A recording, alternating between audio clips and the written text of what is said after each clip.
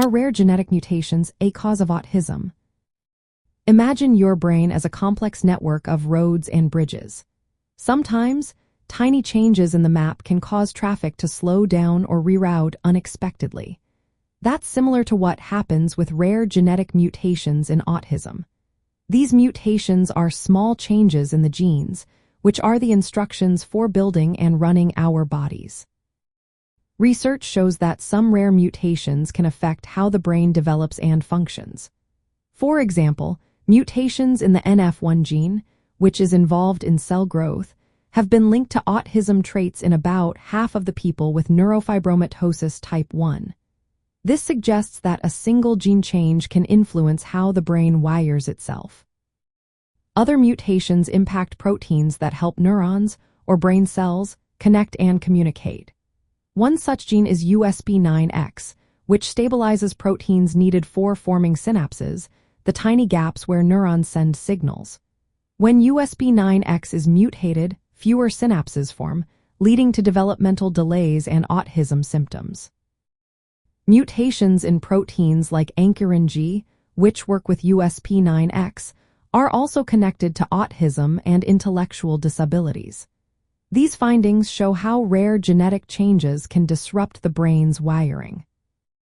Large studies looking at many people's genes have found that some inherited mutations increase autism risk. Sometimes, parents carry these mutations but don't show any signs themselves. When these mutations combine with other genetic factors, the chance of autism goes up. This means that multiple rare mutations, along with common genetic variations, can add together to push someone past the point where autism might develop. Certain parts of chromosomes, which are the structures that hold our genes, are also involved. For instance, duplications in the 15q1113 region are common in autism.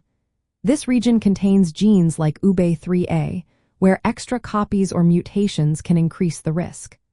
Other genes in this area, such as MAGEL2, have been found mutated in some individuals with autism.